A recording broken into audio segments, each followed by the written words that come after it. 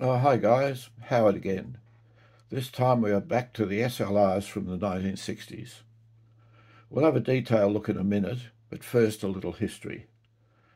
The Minolta SRT 101 first came out in 1966. It was an immediate success and stayed in production for about 10 years with only a few very minor changes. The SRT 201 replaced it in 1975. My camera is from 1968 and has an interesting story. It was given to me by a friend, Chris. He was drafted into the army when Australia entered the Vietnam War and purchased a camera when he got to Saigon.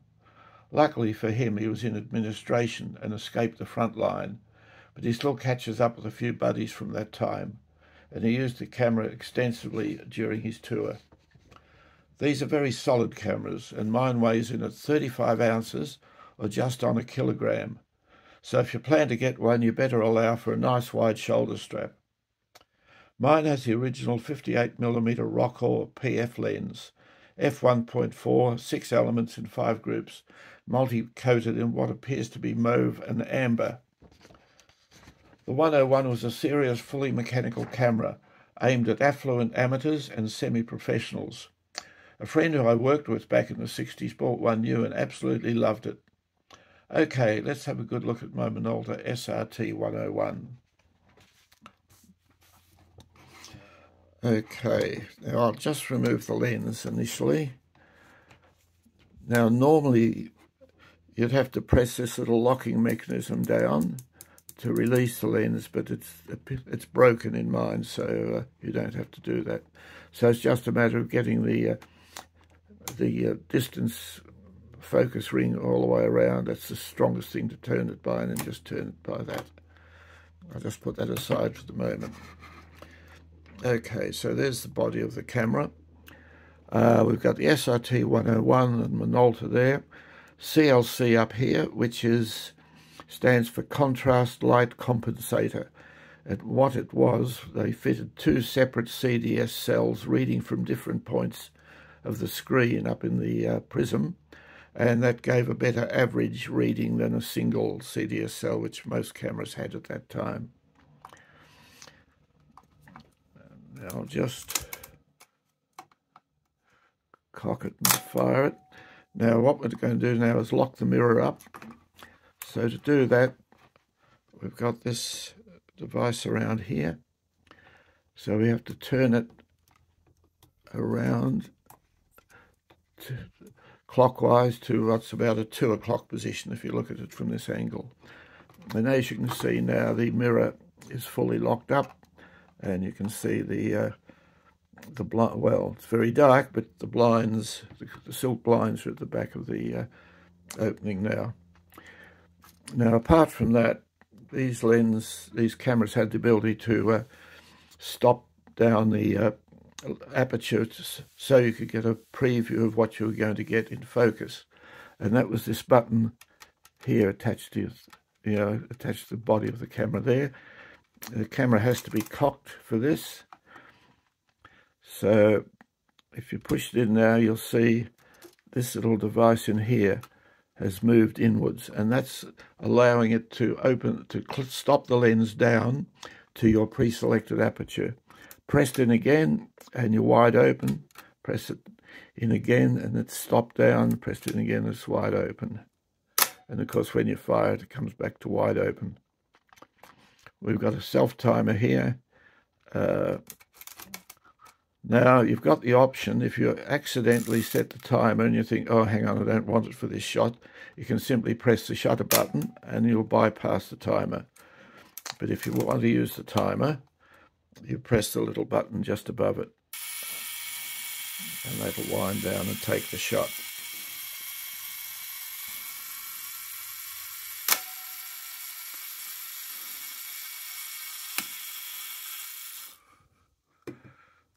Okay, now we'll let the mirror down again, so we go anti-clockwise.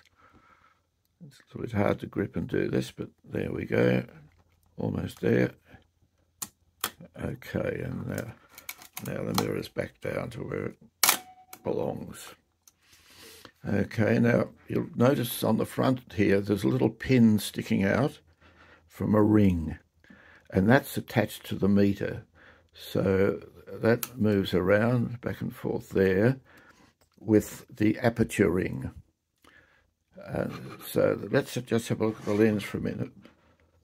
So there's that beautiful big element, Minolta lens made in Japan, MC Rockor, PF f1.4 58mm and a serial number. Now, I originally thought that the MC stood for multi-coated, because this lens it appears to be sort of mauve and amber, as I said, but it actually stands for meter coupled. We've got a lovely big knurled metal focusing ring with the distances in feet and meters. And it goes from, let's get it around to where the thing is, from infinity around to, it gets to 0.8 of a metre. It can focus down to about 2 feet. Okay. And we've got the depth of field scale there, either side of the little diamond. And then we've got our aperture ring. And that goes from obviously the 1.4 all the way around to 1.6. And as you can see, this is coupled to the focusing ring. It's part of it, in fact. So when we put this lens back on the camera, and we do that by lining up the red dot with the red dot on the body, we can just push it on. It fits in. We wind it around, and as you'll see, the aperture ring comes up against the pin as we put it on. And unfortunately this doesn't click down, but it's nice and tight, and you can tell it's lined up because the white arrow lines up with the red dot. Alright, well that's pretty much covered the lens in the front. We've got a couple of strap lugs. If we go around to the top, we've got a standard rewind button, a knob with a little lever and an arrow showing the direction to go. We've got the name again, Minolta Camera Company Limited. It was passed by inspectors. Now, one thing I didn't show you here, it's got a couple of little flash sync ports here. We've got one for bulbs, which are obviously still around, hanging around at the time, and one for electronic flash. So PF is for bulbs, the X is for electronic flash, and you're going to need a lead because it's only got a cold shoe on top of the prism. Now, down in the bowels of this thing, just down in there, it's a bit hard to see, but I think you can, there's a little red line, and that's where you line your speeds up with.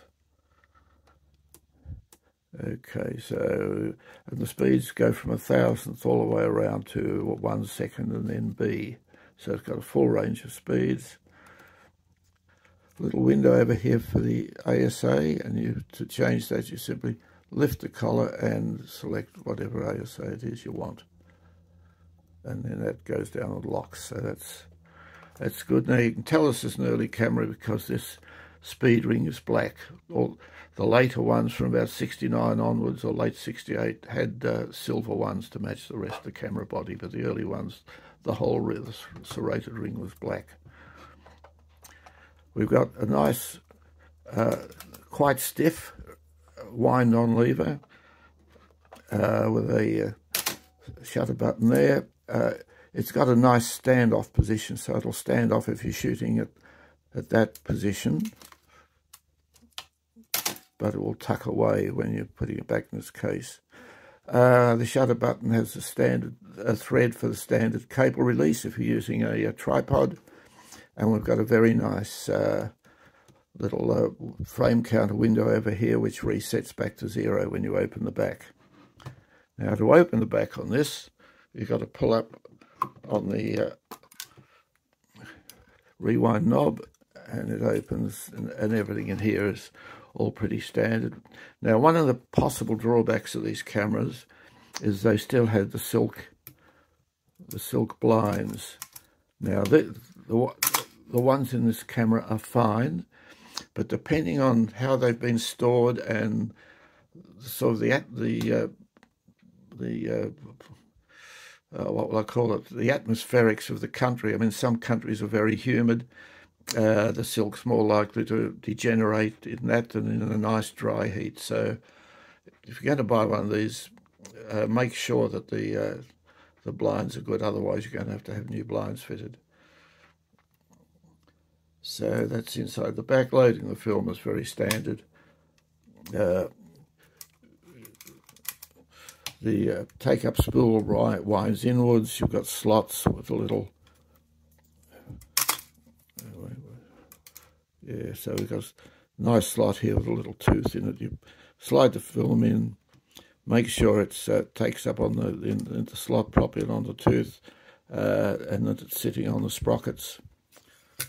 And wind it through, close the back, take up any slack in the cassette, and and then when you wind on, as you wind on, the rewind knob will wind on with you, so you know you've loaded it properly then. Now inside the viewfinder, and unfortunately I haven't got the equipment to show you that, but on the right hand side there's a couple of little points sticking out, and they designate the full range of the exposures. There's a little needle sticking out with a little open circle on it, and another one sticking out which is just plain. The one with the circle on it is attached to the aperture thing, so as you move the aperture ring it will move up and down, and the trick is then to set the speeds to get the other needle on top of the circle so that it's right in the middle of the circle. As far as focusing, there's a clear spot in the middle with a big Fresnel ring all around it, so it's in good light especially it's very easy to focus, and it's even in dimmer light it's pretty good. The viewfinder itself, the plastic outer, has slots, so you can slide down the slots a diopter adjusting lens. So whatever glasses you wear, you can get a diopter adjustment and slide it on. I mean, they're probably a bit hard to come by these days, but I'm sure on eBay you'll still be able to pick them up. On the back there's a nice little ASA reminder. Now that's all it is. It's you move it around with your finger, you line the little white line up with the ASA or the DIN. DIN is the old German reading, so 21 DIN is 100 ASA. So just use your fingernail. Mine's fairly tight, so I won't do it, but you just lined up, and you can look at the back of your camera and say, oh yes, I've got 100 ASA film in here. Mind you, it should be showing up in here as well, because you should have set that at 100 ASA, but any other reminders there. Now on the bottom, we've got the battery cover. Now, it's a bit of a drawback on this. It's serrated. You've got to press in with your thumb and turn it, and to loosen it. Now, I loosened this earlier, but why they didn't just have the coin slot like everyone else had, I don't know.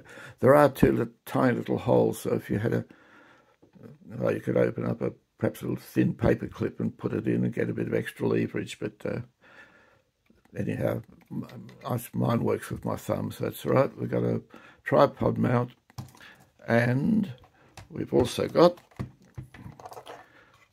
a battery check setting, an off setting and an on setting for the meter. And you just rotate it with your thumb, so the little red line. You can check your battery off or on. Now to check the battery, in the viewfinder, between the 2 points I was talking about 1/3 of the way up from the bottom point, there's a little sort of block that sits out a bit. And if the battery's right, the plain needle will just line up with that. So you'll know your battery's okay.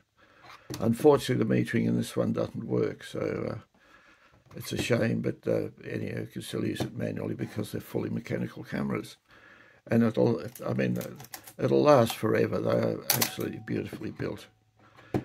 Anyhow, well, that's about it, the Minolta SRT 101.